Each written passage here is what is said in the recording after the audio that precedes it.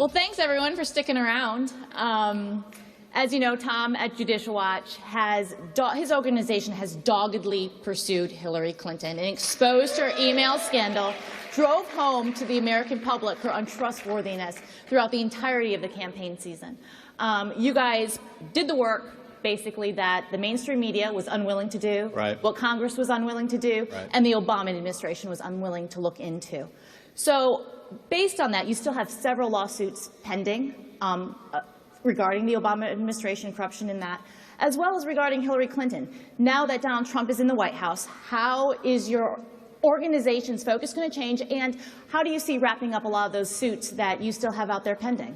Well, there's a lot there to unwrap, but obviously we changed history with the Clinton email scandal. We uncovered it. Yeah, you did. It wasn't Congress. It wasn't the media. And, of course, it was the Obama administration that was implicated in helping her cover it up. And scandal matters to the American people. Fighting corruption matters. And certainly there was no indictment of Hillary Clinton yet.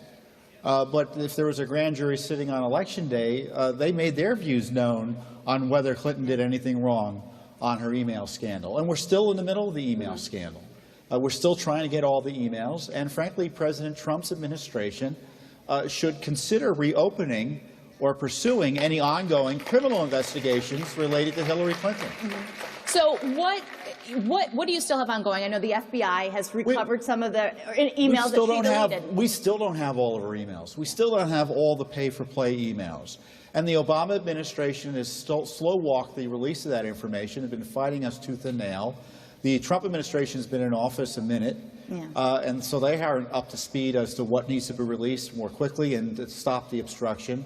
In many ways, we're waiting for the Trump administration still to take power in that regard to get the transparency we need, not only from the State Department, from the Justice Department, which was absolutely ruined by President Obama.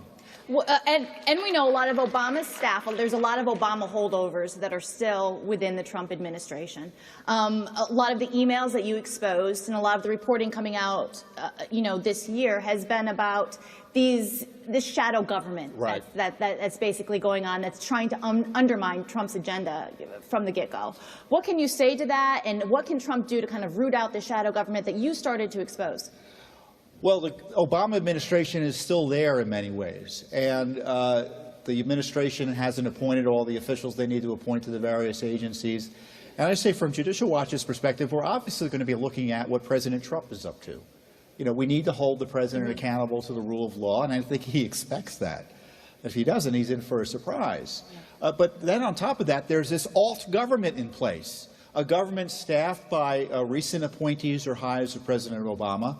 And I often joke there are lots of Democrats in the bureaucracy, but on the other hand, there are also a lot of Republicans who think they know better than President Trump and are willing to thwart the rule of law. And, there's nothing wrong with having honest dissent and disagreements. But when you're hired as a federal official, you're supposed to do what the president says within the law. And no one's asking him to do anything illegal, but they're organizing actively against him and subverting the rule of law. And we see elements of this with the targeting of General Flynn. General Flynn did nothing wrong, in my view. He was wronged. And let's be clear. You had President Obama and his team wiretap President Trump after he won the election and his team. On what basis? So it's not about Russia connections. It's about illegal wiretapping of the Trump organization and his transition staff by an out-of-control Justice Department and Obama administration. And then they're leaking the results of that classified wiretaps in a way that harms the national security and tries to destroy their political enemies. It's the IRS scandal, except at the national security level. And so what has your organization has requested from the NSA? Oh, we're on it. Yeah. I mean, we're not going to wait for Congress to investigate it. We're not going to wait for the Justice Department to investigate it. We've asked under the Freedom of Information Act last month for some of these records, and we could be suing within days just to get access to this information. And then as soon as he gets access, you guys get access, and we get the truth uncovered. I want to kind of shift topics, and voter fraud has been a topic of conversation. Right. And if you listen to the mainstream media, they would say it doesn't exist. that there is no such thing, and that we should all just move on, and this is one of Trump's terrible, dreams. What say you about voter fraud? Does it exist? How can it be uncovered? Is it a problem? It exists and it needs to be investigated. The left would have you believe we have 43 million aliens present in the United States, both lawful and unlawfully present, and none of them vote.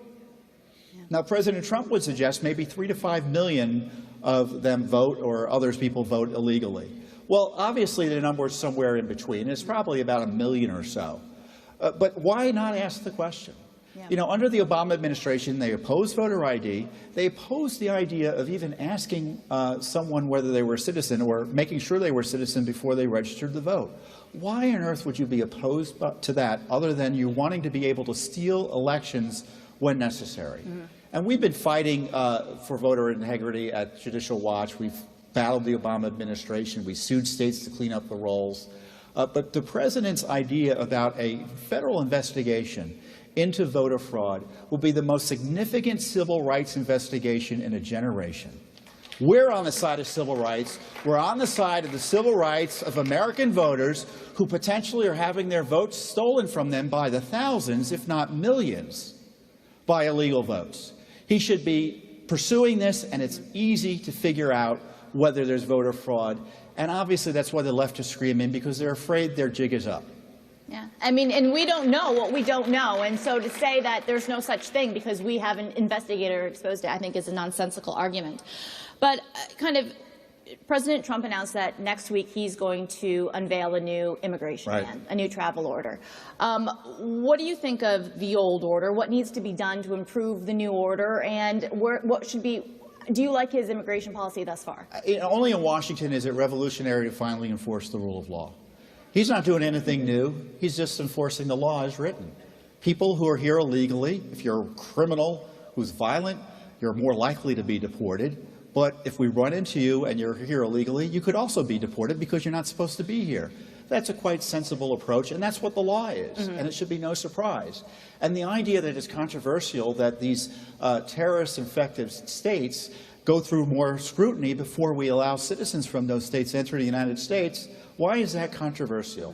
Look, the left has this massive infrastructure that's going to oppose any enforcement of our immigration laws. And frankly, there are more than a few Republicans who don't like that either.